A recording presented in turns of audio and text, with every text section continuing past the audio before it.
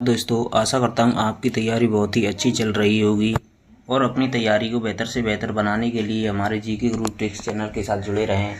जो भाई हमारे जीके गुरु ट्रिक्स चैनल पर नए जुड़े हैं उनसे प्लीज़ रिक्वेस्ट है वो प्लीज़ चैनल को सब्सक्राइब ज़रूर करें, और जिन भाइयों ने हमारे जीके गुरु ट्रिक्स चैनल को सब्सक्राइब कर रखा है उनके लिए बहुत बहुत धन्यवाद। दोस्तों, मैं आपके लिए फर्स्ट ग्रेड फर्स्ट पेपर के मॉडल पेपर लेके आए हैं, जिसमें बेस्ट से बेस्ट क्वेश्चन लेके आए हैं जो आपके लिए रामबाण साबित होंगे। और अपनी प्रिपरेशन को जांचने के लिए कि हम कितना स्कोर कर पा रहे हैं, आप मॉडल पेपर रोज़ाना लगाएं, रोज़ाना मॉडल पेपर लगाएं। अंतिम 10 दिन की रणनीति में आप फर्स्ट पेपर फर्स्ट ग्रेड का मॉडल पेपर ज़रूर लगाएं, बेहतर से बेहतर अपनी प्रिपरेशन करें। और अपनी प्रिपरेशन जांचने के लिए आप अपने पास नोटबुक और पेन साथ में रखें, जिससे आप क्वेश्चन का जवाब देते जाएं और फिर अपनी प्रिपरेशन जांचें कि हम कितना स्कोर कर रहे हैं। आज की क्लास का मोटिवेशन है, पैसों से मिली खुशी कुछ समय के लिए साथ रहती है, लेकिन अपनों से मिली खुशी जीवन भर साथ रहती है। दोस्तों, फर्स्ट ग्रेड फर्स्ट पेपर में 75 क्वेश्चन आते हैं जो अति महत्वपूर्ण प्रश्न होते हैं। इस पेपर में जितने आप नंबर ले आते हैं, वैसे तो क्वालिफाई है, जितने आप नंबर ले आते हैं वो भी आपके फाइनल मेरिट लिस्ट में जुड़ते हैं। तो ये इस पेपर पर भी ध्यान देना पड़ता है। तो फर्स्ट पेपर के मॉडल पेपर लेके आए हैं। आज का 5वां मॉडल पेपर है। 5वां मॉडल पेपर शुरू करते हैं। 5वें मॉडल पेपर का पहला प्रश्न आपकी स्क्रीन पर है।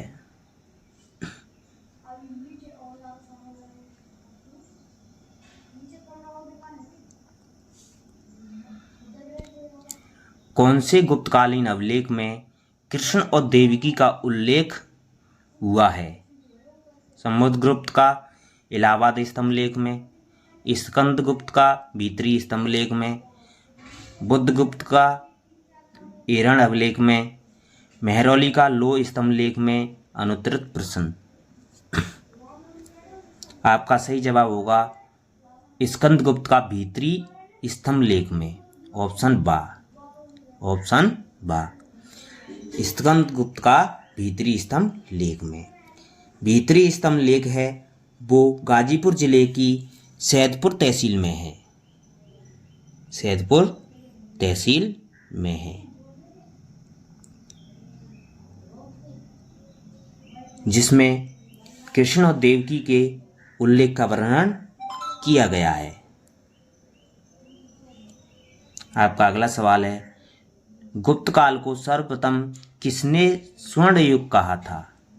रोमिला थापर ने, के.एम. मुंशी ने, बार्नेट ने, स्मिथ ने। अनुत्तरित प्रश्न।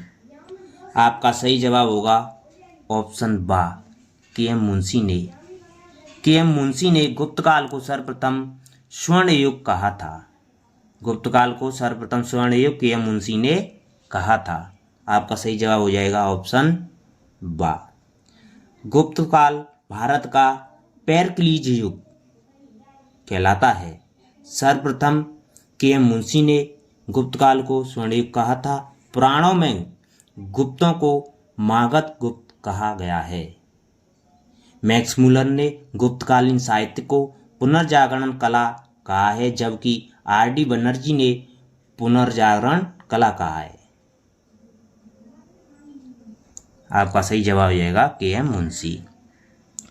आपका अगला सवाल है,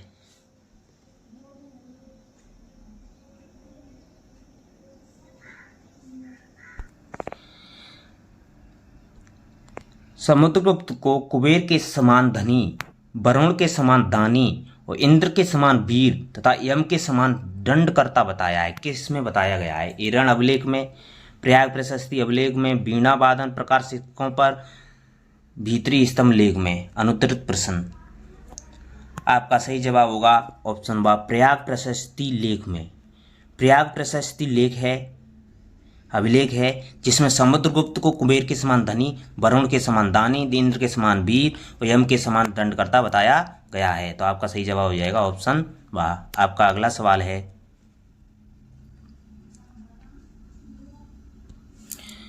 निम्नलिखित में से कौन सा कथन मेहरौली के स्तंभ लोह स्तंभ से संबंधित असत्य कथन है? असत्य पूछा है, लोह स्तंभ की, मेहरौली के लोह स्तंभ के बारे में कथन दे रखा है, उसमें से पूछा है कि असत्य कौन सा है। इसमें चंद्र नामक राजा का उल्लेख मिलता है जो विष्णु का परम भक्त था।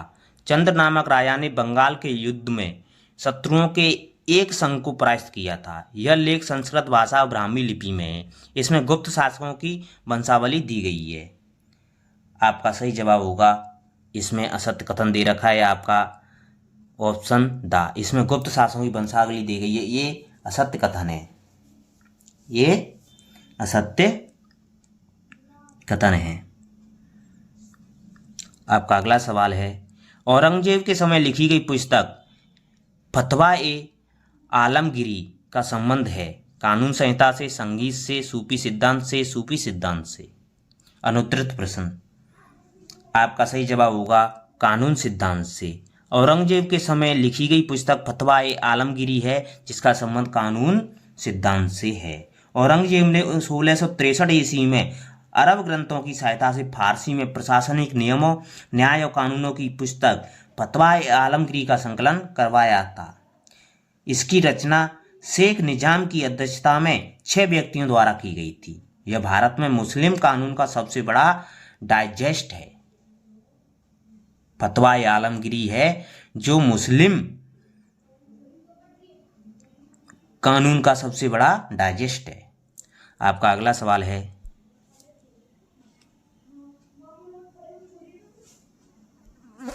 दिल्ली में स्थित लाल किले में मोती मस्जिद का निर्माण किसने करवाया था? शाहजहां ने, अकबर ने, औरंगजेब ने, जहांगीर ने? अनुत्तरित प्रश्न।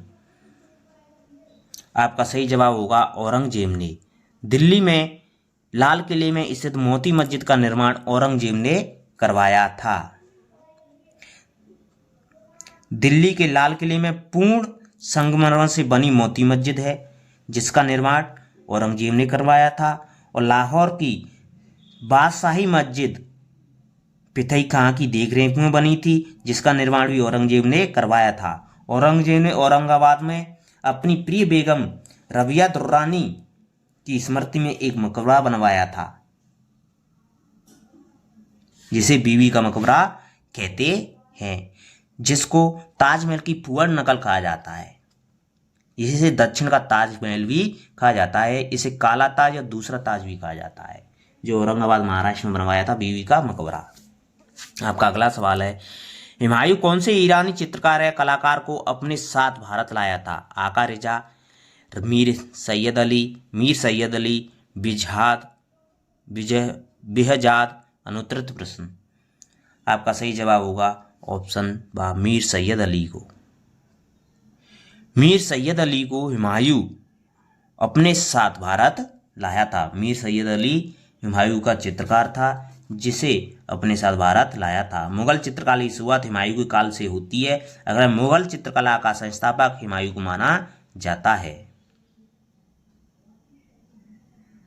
जिसके प्रमुख चित्रकार थे मीर सैयद अली और अब्दुल समद। आपका अगला सवाल है,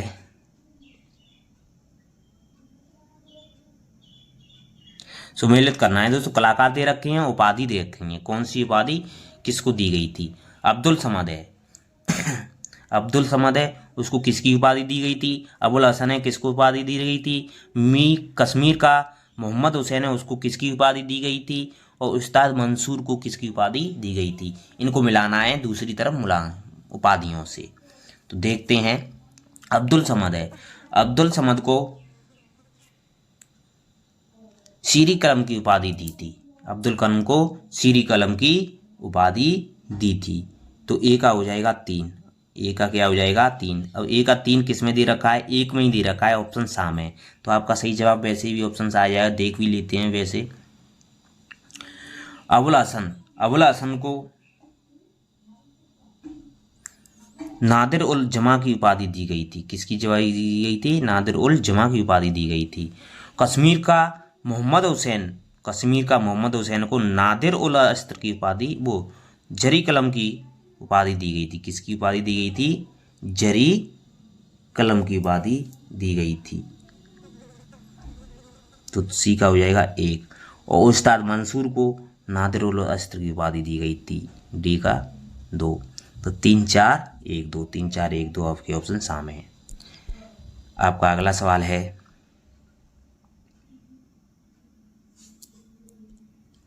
होम रूल आंदोलन किसके द्वारा चलाया गया था? जवाहरलाल नेहरू के द्वारा, लाला लाजपत राय के द्वारा, बाल गंगाधर तिलक के द्वारा, एनी बेसेंट के द्वारा, महात्मा गांधी द्वारा। अनुत्तरित प्रश्न। आपका सही जवाब होगा ऑप्शन सा, बाल गंगाधर तिलक और एनी बेसेंट के द्वारा होम रूल लीग की स्थापना की गई थी। होम रूल लीग की स्थापना बाल गंगाधर तिलक और एनी बेसेंट द्वारा की गई थी। आपका अगला सवाल है, भारतीय राष्ट्रीय कांग्रेस का अंतिम अधिवेशन जिसमें बाल गंगाधर तिलक ने भाग लिया था वो कलकत्ता अधिवेशन 1906, सूरत अधिवेशन 1907, सूरत अधिवेशन 1907, अमृतसर अधिवेशन 1919। अनुत्तरित प्रश्न। आपका सही जवाब हो जाएगा जो अमृतसर अधिवेशन 1919 में हुआ था उसमें भारतीय राष्ट्रीय कांग्रेस का अंतिम अधिवेशन था जिसमें बाल गंगाधर तिलक ने भाग लिया था। Option the. आपका अगला सवाल है, 1857 के विद्रोह के दौरान वीर कुंवर सिंह का संबंध किससे था? राजस्थान से, दिल्ली से, कानपुर से, बिहार से। तो आपका सही जवाब हो जाएगा ऑप्शन द, बिहार से। 1857 के विद्रोह के दौरान वीर कुंवर सिंह का संबंध बिहार राज्य से था। आरा जिले बिहार राज्य से था, जगदीशपुर से।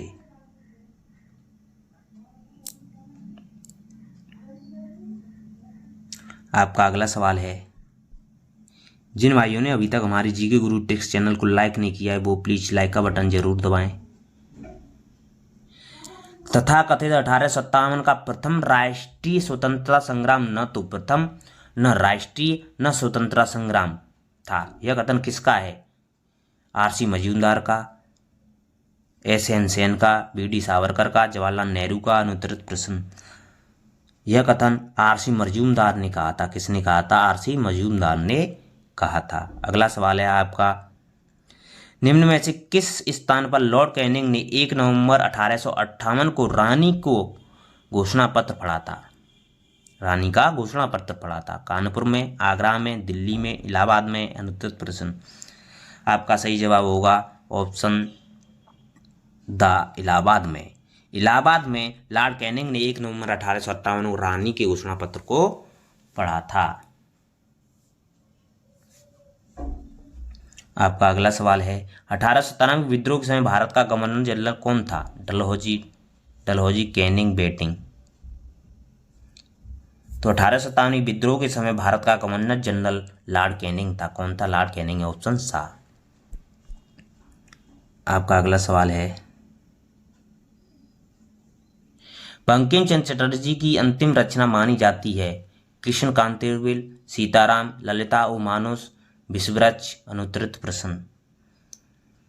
आपका सही जवाब होगा सीताराम। सीताराम है वो बंकिम चंद्र चटर्जी की अंतिम रचना है। कौन सी रचना है? अंतिम रचना है। और बांग्ला भाषा की इनकी पहली रचना है दुर्गेश नंदिनी। दुर्गेश नंदिनी इनकी पहली रचना थी, बांग्ला भाषा में लिखी गई थी। और इनकी सबसे पहली रचना थी राजा मोहन वाइफ, राजा मोहन वाइफ, जो अंग्रेजी में लिखी गई थी। आपका अगला सवाल है, पाकिस्तान के किस प्रधानमंत्री की भारत यात्रा के समय बीडी सावरकर को जेल में रखा गया था? मोहम्मद अयूब खान, फिरोज खान नून, ख्वाजा नजीमुद्दीन, लियाकत अली। अनुत्तरित प्रश्न। तो लियाकत अली की भारत यात्रा के समय बीडी सावरकर को जेल में डाल दिया गया था। आपका अगला सवाल है,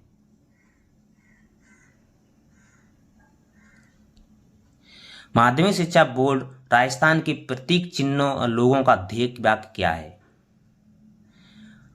अभ्युत्थानम, ज्ञानशील एकता, सिद्धर भवती, कर्मजा, ज्ञान विज्ञान, विमुक्त। अनुत्तरित प्रश्न। आपका सही जवाब हो जाएगा सिद्धिर्भवति कर्मजा माध्यमिक शिक्षा बोर्ड के प्रतीक चिन्हों का ध्येय वाक्य है। आपका सही जवाब हो जाएगा ऑप्शन सा। अगला सवाल है आपका, उच्च अध्ययन शिक्षा संस्थान IASE स्थापित करने का मुख्य उद्देश्य क्या था? माध्यमिक शिक्षा हेतु संपूर्ण विषयों पर शैक्षिक शोध संपन्न करना, माध्यमिक शिक्षा में शैक्षिक नवाचारों हेतु शिक्षकों को जागरूक करना, सेवारत शिक्षकों की गुणवत्ता में सुधार का हेतु प्रशिक्षण कार्यक्रम आयोजित करना। इनमें से देखना है, विकल्प दे रखे हैं नीचे, कौन सा सही है। उच्च अध्ययन शिक्षा संस्थान के बारे में मुख्य उद्देश्य पूछे हैं, तो इसमें ये तीनों ही सही है।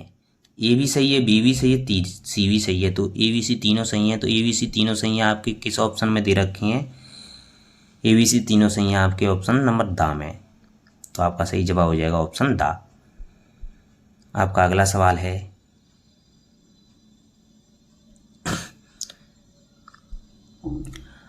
RSCERT का कौन सा अनुभाग डाइट फैकल्टी के लिए सेवारत प्रशिक्षण कार्यक्रम का आयोजन करता है? शैक्षिक आयोजन एवं प्रशासन अनुभाग, शैक्षिक अनुसंधान एवं प्रसार सेवा अनुभाग, शिक्षक शिक्षा अनुभाग, शैक्षिक प्रौद्योगिकी अनुभाग। अनुत्तरित प्रश्न।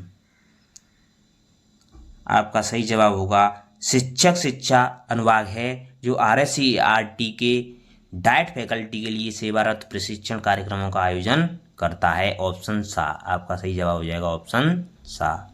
अगला सवाल है, राजस्थान राज्य शैक्षिक अनुसंधान एवं प्रशिक्षण संस्थान RSCERT जो अब RSCERT के नाम से जाना जाता है, की स्थापना किस दिन और किस वर्ष की गई थी?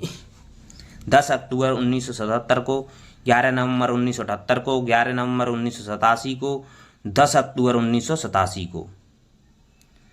आपका सही जवाब होगा 11 नवंबर 1978 को। 11 नवंबर 1978 को RSCERT की स्थापना की गई थी। ऑप्शन बा। आपका अगला सवाल है,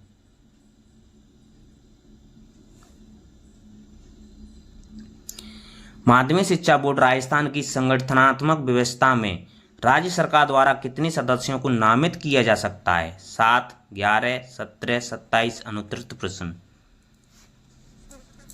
आपका सही जवाब होगा ऑप्शन सा 17।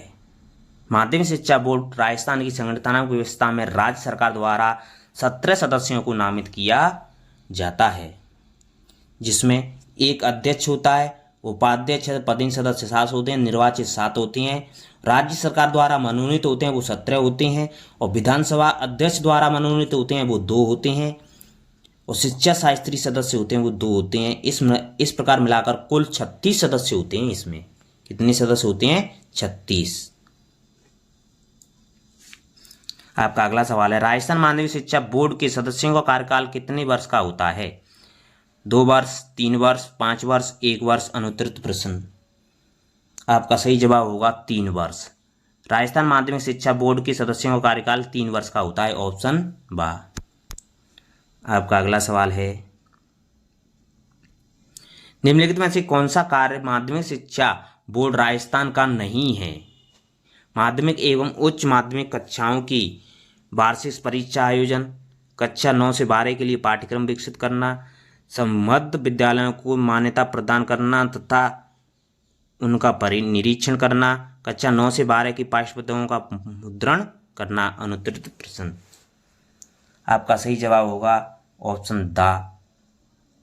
ये सही नहीं है। कक्षा 9 से 12 की पाठ्य पुस्तकों का मुद्रण करना ये गलत है। आपका सही जवाब हो जाएगा ऑप्शन दा। आपका अगला सवाल है, निम्नलिखित में से कौन सा विभाग SIERT उदयपुर में नहीं है? अध्यापक शिक्षा विभाग, विज्ञान एवं गणित विभाग, पाठ्यक्रम एवं मूल्यांकन विभाग, स्त्री अध्ययन विभाग। अनुत्तरित प्रश्न। आपका सही जवाब होगा स्त्री अध्ययन विभाग है, वो SIERT उदयपुर में नहीं है। स्त्री अध्ययन विभाग। SCERT के प्रमुख 6 विभाग हैं। कितने विभाग हैं? 6। पहले 9 थे और वर्तमान में 6 हैं। 5 विभाग तो उदयपुर में हैं, 1 विभाग अजमेर में है। आपका अगला सवाल है, राजस्थान में विद्यालय एवं अध्यापक शिक्षा की योजना निर्माण क्रियान्वयन मूल्यांकन के लिए सर्वोच्च शैक्षिक संगठन कौन सा है? SIERT Udaipur, IASE Bikaner, DEIT DIET Jaipur, RIE Ajmer. अनुत्तरित प्रश्न। आपका सही जवाब होगा SIERT है, जो उदयपुर में है।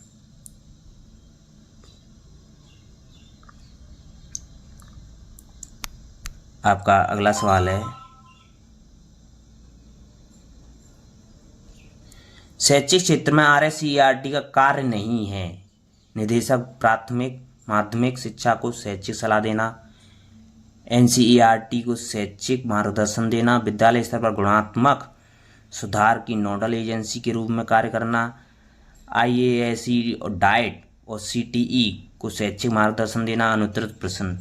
आपका सही जवाब होगा ऑप्शन बा, NCERT के शैक्षिक मार्गदर्शन देना ये RSERT का कार्य नहीं है। अगला सवाल है, IASE और CTE तथा सभी जिलों की डाइट को शैक्षिक मार्गदर्शन एवं सम्मेलन प्रदान करने हेतु राज्य की नोडल एजेंसी कौन सी है? SIERT, रमसा, SMA, SSA, RSTV। अनुत्तरित प्रश्न। आपका सही जवाब होगा SIERT। SIERT है वो CTE सभी जिलों की डाइटें एवं IASE को शैक्षिक मार्गदर्शन एवं सम्मेलन प्रदान करने हेतु राज्य की नोडल एजेंसी है। आपका सही जवाब हो जाएगा ऑप्शन आ। आपका अगला सवाल है, जिन भाइयों ने अभी तक हमारी GK गुरु टेक्स्ट चैनल को लाइक नहीं किया है वो प्लीज चैनल को लाइक जरूर करें।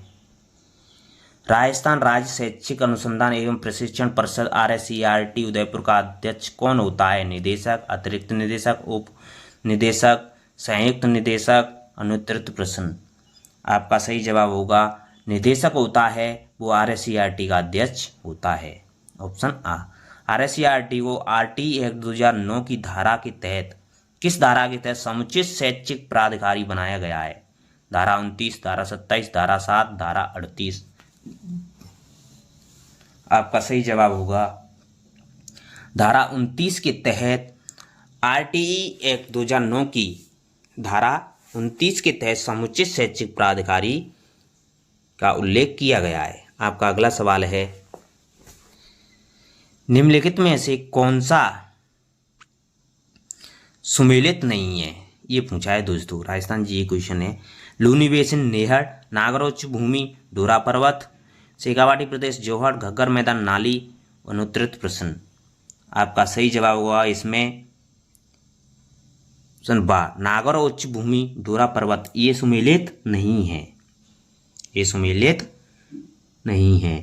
डोरा पर्वत आरू पर्वत क्षेत्र के पश्चिम में जसवंतपुरा पर्वतीय क्षेत्र में दक्षिण में जो दक्षिणी अरावली में आता है। तो ऑप्शन बा हो जाएगा आपका सही जवाब। आपका अगला सवाल है, राजस्व विभाग राजस्थान की अधिसूचना के द्वारा नवगठित 17 जिलों एवं 3 संभागों को प्रशासनिक आवश्यकता के संबंध में समीक्षा हेतु गठित मंत्रिमंडलीय उपसमिति का निम्नलिखित में से कौन सदस्य नहीं है? सुरेश सिंह रावत, हेमंत मीणा, जोगाराम पटेल, राजभद्र सिंह राठौर। आपका सही जवाब होगा जोगाराम पटेल।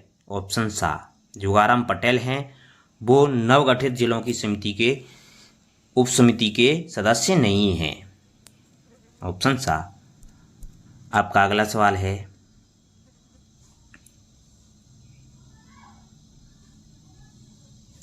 निम्नलिखित में से कौन सी पर्वतीय चोटी दक्षिणी अरावली क्षेत्र में अवस्थित है? सिरावास, बिलाली, जयगढ़, लीलागढ़। अनुत्तरित प्रश्न। आपका सही जवाब होगा लीलागढ़ है, वो दक्षिणी अरावली क्षेत्र में अवस्थित चोटी है। आपका अगला सवाल है, निम्नलिखित में से कौन सा राजस्थान में अर्ध मरुस्थलीय भौतिक प्रदेश का भाग नहीं है? शेखावाटी प्रदेश, घग्गर का मैदान, गोंडवार प्रदेश, छप्पन का मैदान।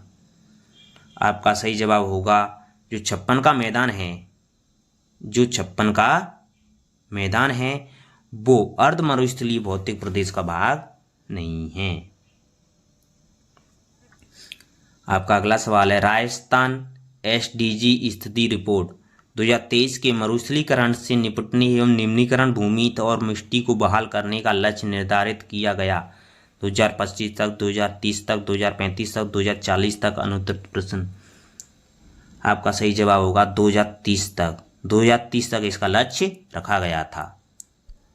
आपका अगला सवाल है, कौन सा पर्वत शिखर ऊंचाई और मीटर में दे रखी सुमेलित नहीं है? ईसराना भाकर 739, झारोला पहाड़ 588, रोजा भाकर 730, डोरा पर्वत 869। अनुत्तरित प्रश्न। आपका सही जवाब होगा ईसराना भाकर है वो 729, यह सुमेलित नहीं है। ईसराना भाकर 839 मीटर ऊंची है, तो आपका सही जवाब हो जाएगा ऑप्शन बा, ये सुमेलित नहीं है। ये 839 मीटर है, 839, तो ये सुमेलित नहीं है। निम्न में से कौन सा दर्रा अवस्थित सुमेलित नहीं है? दर्रे दे रखे हैं दोस्तों, वो किस कहाँ अवस्थित नहीं है वो देखना है, सुमेलित नहीं है। बर, उदयपुर, खटखड़, बूंदी, देसूरी, पाली, कामली घाट, राजसमंद। अनुत्तरित प्रश्न। आपका सही जवाब हो जाएगा बर दर्रा है वो उदयपुर में नहीं है। बर दर्रा है वो उदयपुर में नहीं है, ऑप्शन आ। बर दर्रा है वो ब्यावर अजमेर में है। कहाँ है? ब्यावर में है, ब्यावर में है। आपका अगला सवाल है, विंध्यन कगार भूमि प्रमुखतः निर्मित है संगमरमर एवं ग्रेनाइट से, क्वार्टजाइट एवं ग्रेनाइट से, बालुका पत्थर एवं सेल से, बेसाल्ट से। अनुत्तरित प्रश्न। आपका सही जवाब होगा ऑप्शन सा, बालुका पत्थर एवं सेल से निर्मित है, ऑप्शन सा। आपका अगला सवाल है,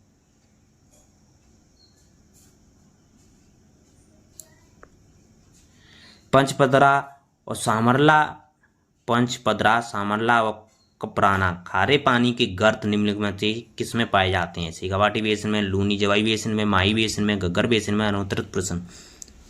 आपका सही जवाब होगा ऑप्शन बा, लूनी एवं जवाई बेसिन में। आपका अगला सवाल है, थार मरुस्थल में लाठी सीरीज के संदर्भ में निम्नलिखित में से कौन सा कथन गलत है? सही नहीं है, ये देखना है। अवसादी चट्टानों से निर्मित क्षेत्र है, भूमिगत जल का अच्छा भंडार है, बालका स्तूपों की अधिकता है, प्राकृतिक तेल एवं गैस भंडार है। अनुत्तरित प्रश्न। आपका सही जवाब हो जाएगा बालका स्तूपों की अधिकता है, यह सुमेलित नहीं है, यह गलत है। थार के मरुस्थल बालका स्तूपों की अधिकता है, यह गलत है, ऑप्शन सा। आपका अगला सवाल है, निम्न में से कौन सी पहाड़ी, सॉरी दोस्तों, बालका स्तूप तो हैं,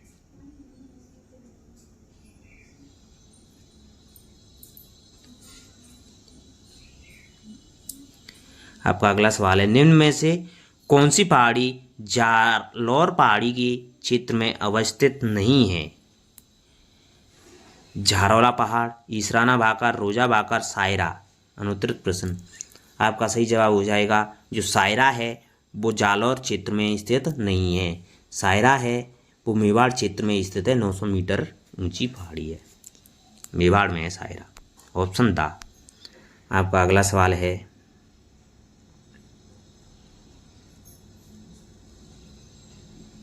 थार के मरुस्थल के संदर्भ में निम्न कथनों पर विचार कीजिए। थार के मरुस्थल के संदर्भ में कथन दे रखे हैं दोस्तों, उनके संदर्भ में विचार करना है।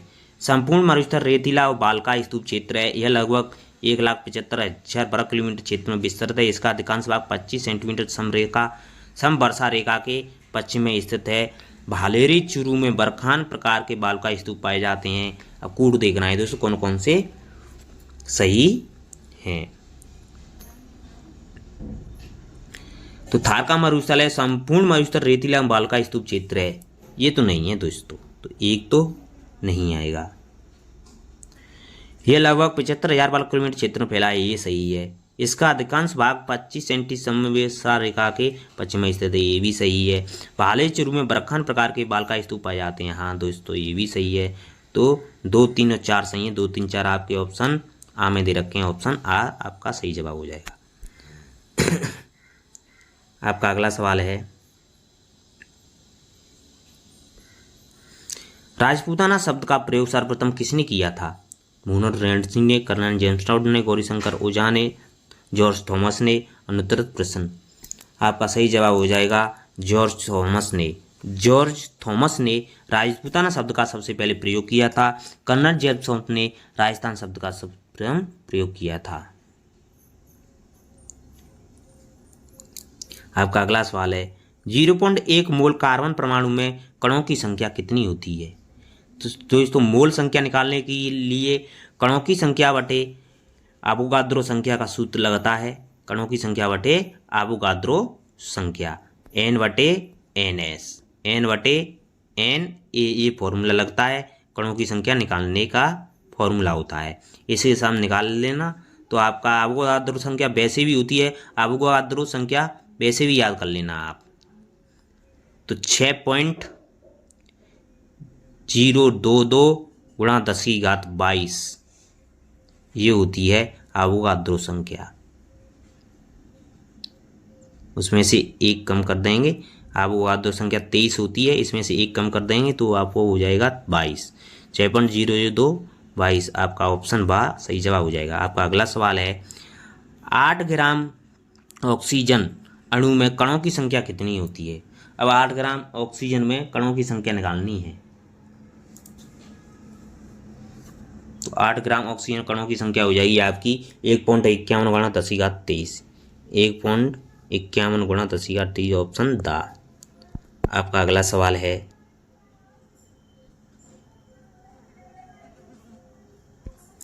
एसिटिलीन में कार्बन कार्बन के मध्य किस प्रकार का बंध होता है?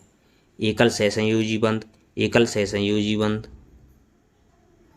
त्रिसहसंयोजी बंध, वैद्युत संयोजक बंध। अनुत्तरित प्रश्न, आपका सही जवाब होगा त्रिसहसंयोजक बंध होता है, वो एसिटिलीन में कार्बन कार्बन के मध्य प्रकार का बंध पाया जाता है।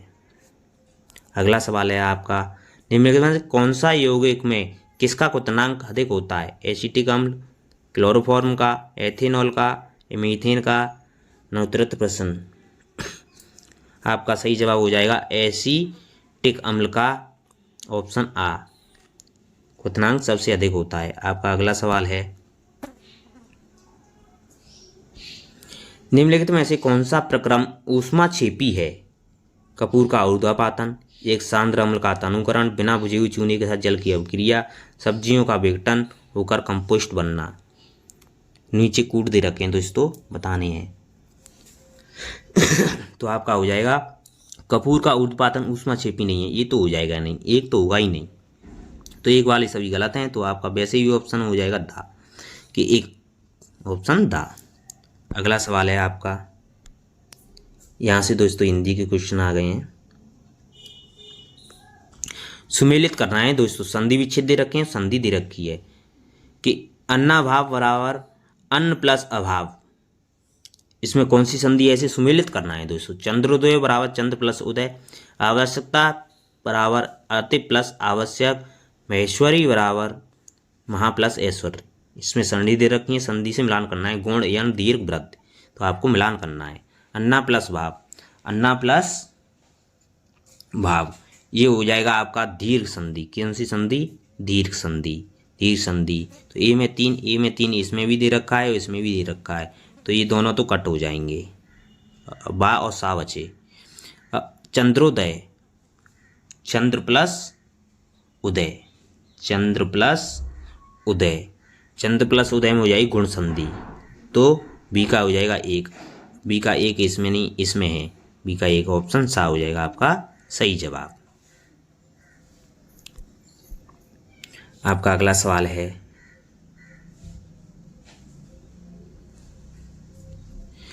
किस विकल्प में संधि से निर्मित गलत शब्द है? वर्षा प्लस ऋतु बराबर वर्षस्तु, एक प्लस एक बराबर एक एक, सत प्लस आचार व सदाचार, ने प्लस स्था बराबर निष्ठा, अनुत्तरित प्रश्न। आपका सही जवाब होगा ऑप्शन बा, एक प्लस एक बराबर एक एक, यह गलत है।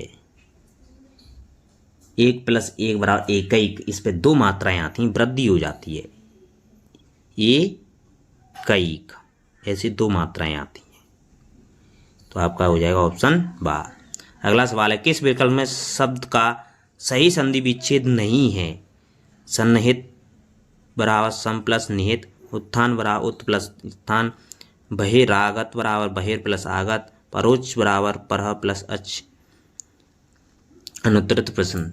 आपका सही जवाब हो जाएगा बहिर प्लस बहिरागत, बहिर प्लस आगत, ये गलत हो जाएगा, ये संधि विच्छेद सही नहीं है। बहिर प्लस आगत में बहे विसर्ग आएंगे, बहे र नहीं आएंगे, बहे प्लस आगत, ऐसे हो जाएगा बहिरागत। अगला सवाल है आपका, निम्नलिखित में किस शब्द की संधि सही है? नव प्लस उड़ा नवोड़ा, दुख दुह प्लस अवस्था दुरावस्था, चित प्लस आनंद चिदानंद, भान प्लस भान वस्त।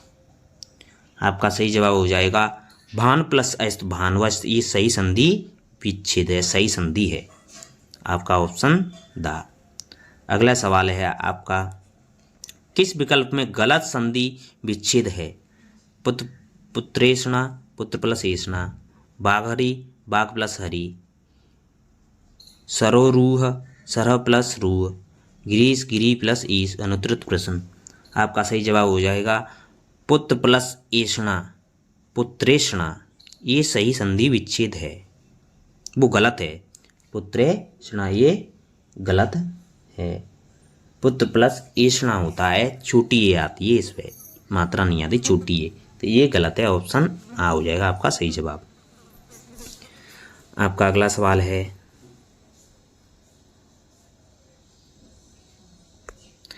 भारतीय संविधान की कौन सी विशेषता अमेरिका के संविधान से ली गई है? राष्ट्रपति पर महाभियोग, सुदृढ़ केंद्रीय व्यवस्था के साथ संघवाद, उपराष्ट्रपति का पद, न्यायपालिका की स्वतंत्रता। नीचे दे रखे हैं कूट दोस्तों, अब देखना ही कौन सी है जो अमेरिका के संविधान से ली गई है। अमेरिका के संविधान से राष्ट्रपति का महाभियोग लिया गया है, तो एक लिया है। सुदृढ़ केंद्रीय व्यवस्था या संघवाद ये नहीं लिया गया है। उपराष्ट्रपति के बाद ये भी लिया है। न्यायपालिका की स्वतंत्रता ये भी लिया गया है। 1, 3, 4 1, 3, 4 आपके दे रखे हैं ऑप्शन आ में, तो आपका सही जवाब होगा ऑप्शन आ। भारतीय संविधान के किन अनुच्छेदों में भाग 5 का प्रावधान है? अनुच्छेद 52 से 78 तक, अनुच्छेद 52 से 76 तक, अनुच्छेद 51 से 77 तक, अनुच्छेद 52 से 80 तक, अनुत्तरित प्रश्न। आपका सही जवाब हो जाएगा अनुच्छेद 52 से 78 तक दिए भारतीय संविधान के अंदर भाग 5 का प्रावधान में, भाग 5 में अनुच्छेद 52 से 78 तक प्रावधान दे रखे हैं। आपका अगला सवाल है, जिन भाइयों ने अभी तक हमारे जीके गुरु टेक्स्ट चैनल को लाइक नहीं किया है वो प्लीज़ लाइक का बटन जरूर दबाएं। संविधान की प्रस्तावना में भारत को निम्नलिखित में से किस रूप में घोषित किया गया है? 1 प्रभुत्ता संपन्न लोकतंत्र गणराज्य, 1 समाजवादी लोकतांत्रिक गणराज्य, 1 संप्रभुता संपन्न समाजवादी पंथनिरपेक्ष लोकतांत्रिक गणराज्य, 1 गणराज्य। अनुत्तरित प्रश्न। आपका सही जवाब हो जाएगा 1 संप्रभुता संपन्न समाजवादी पंथनिरपेक्ष लोकतांत्रिक गणराज्य भारत को घोषित किया गया है प्रस्तावना में, ऑप्शन सा आपका सही जवाब हो जाएगा। अगला सवाल है, विधायिका की प्रकृति ऐसी है कि उस पर मात्र प्रक्रिया संबंधी बंधन है किंतु सारतः उस पर कोई बंधन नहीं है। संसद या विधायिका की संप्रभुता पर कोई सीमा नहीं बांधी गई, यह कथन किसका है? NV गाडेल का, महात्मा गांधी का, सरदार वल्लभ भाई पटेल का, BR अम्बेडकर का। अनुत्तरित प्रश्न। आपका सही जवाब हो जाएगा NV गाडेल का, NV गाडेल ने कहा था यह कथन, ऑप्शन आ। आपका अगला सवाल है, निम्नलिखित में से कौन सा कथन असत्य है? असत्य कथन पूछा है दोस्तों। भारत में लोकसभा और विधानसभाएं प्रत्यक्ष रूप से जनता द्वारा होती हैं। भारत में संसद प्रत्यक्ष रूप से जनता द्वारा निर्वाचित होती है। भारत में लोकसभा के पास कार्यपालिका को उठाने की शक्ति है।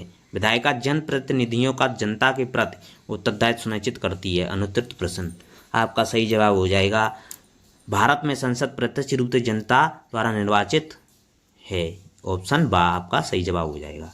अगला सवाल है आपका, ये तो आपको मिसप्रिंट हो गई दोस्तों कंप्यूटर की वजह से। इसमें दे रखा है वर्ग। वर्ग को लिखा जाता है 4 12 9 16, 4 12 9 16। तो उसी कूट भाषा में वुमेन को किस प्रकार लिखा जाएगा? और 4 12 से विपरीत भी रखे हैं दोस्तों, विपरीत दे रखे हैं। तो W के विपरीत होता है D, D पे होता है 4, D का होता है 4, ऐसे विपरीत दे रखे हैं। तो आपको W के विपरीत 4, तो पहले में 4 इसमें भी है इसमें भी है, तो ये तो दोनों गलत हो जाएंगे, हट जाएंगे। इसमें भी है इसमें भी है। अब दे रखा है O के विपरीत होता है दोस्तों L, O के विपरीत होता है दोस्तों L, तो हो जाएगा 12, ऑप्शन सा हो जाएगा आपका सही जवाब। अगला सवाल है आपका,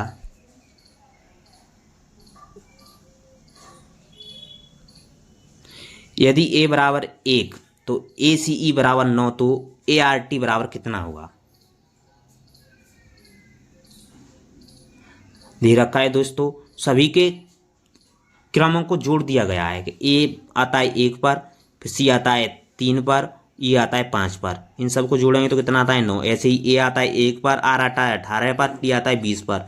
इन सबको जोड़ेंगे तो आपका सही जवाब हो जाएगा 39, ऑप्शन सा। अगला सवाल है, यदि सांकेतिक भाषा में पेंट को इतना लिखा जाता है, पेंट को क्या लिख रहा है 74 128 लिख रहा है, तो एक्सेल को 93 596 लिखा जाता है, तो ACCEPT को उसी भाषा में कैसे लिखा जाएगा? दे रखा है दोस्तों, तो इसमें आएगा आपका A का हो जाएगा 4, इस बार कूट को लगाने A का 4, A का हो जाएगा 4, A का 4 इसमें दे रखा है ऑप्शन सा। कूट हिसाब से लगा दो, इसमें से दे देकर किसका किसका दे रखा है, A का क्या है B का, ऐसे। आपका अगला सवाल है, आभूषण का संबंध सोना से है। जिस प्रकार आभूषण का संबंध सोना से, उसी प्रकार फर्नीचर का संबंध किससे होगा? लकड़ी से, पेंट से, मेज से, वृक्ष से। तो फर्नीचर का संबंध होगा लकड़ी से, ऑप्शन आ। आपका अगला सवाल है,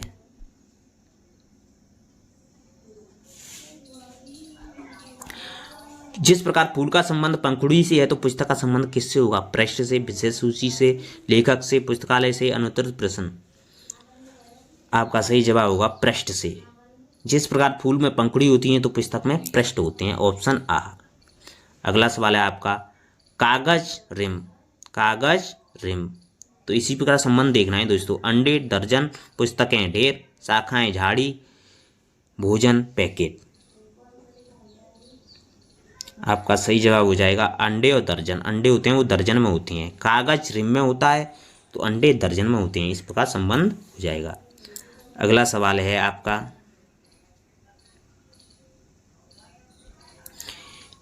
A/4, D/9, H/15, M/22 ये दे रखे हैं दोस्तों। A/4, D/9, H/15, M/22 दे रखे हैं। देखना है फ्रेंड्स में कौन सा सही है, तो करते हैं, इसको करके देखते हैं दोस्तों। A/4, A 1 पर आता है +3, D 4 पर आता है प्लस,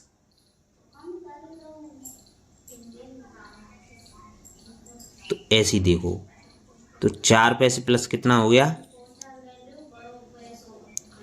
+3 4 हो गया, 4 में +4 H 8 पे हो गया। ऐसे जोड़ना है, ऊपर वालों को जोड़ना है ऐसे न्यो क्रम से, 3 4 5, 3 4 और 5। फिर उसके बाद आ जाएगा 6, और तो 13 में 6 M आता है, 13 में 6 जोड़ेंगे तो कितना आ जाएगा 19, 19 पर आता है S, तो S ऊपर आएगा, S वाला यही हो जाएगा आपका सही जवाब। अगला सवाल है, B6 F18 J30 N42 अगला वाला पद क्या होगा? अगला वाला पद क्या होगा, ये देखना है दोस्तों। बी आता है 2 पे, एफ आता है 6 पर। तो ये नंबर लिंक कर लेंगे। बी 2 पे आता है, एफ 6 पे आता है, जे 10 पे आता है, एन 14 पे आता है। इसमें हो रहा है आपका सम में 4 प्लस हो रहा है, सम में 4 प्लस हो रहा है तो 18 क्या आ जाएगा, 14 और 4 18, 18 आ जाएगा। 18 पे आता है आर, तो ये वाले तो दोनों कट हो गए, ये दोनों कट हो गए। तो 18 पे ये भी हो सकता है, ये भी होता है। और नीचे देखते हैं, 6 × 18, 6 + 12 18, 18 + 12 32, 30 + 12 42, 42 + 12 54। ऑप्शन दा हो जाएगा आपका, सही होगा ऑप्शन दा। अगला सवाल है आपका, अगला सवाल है आपका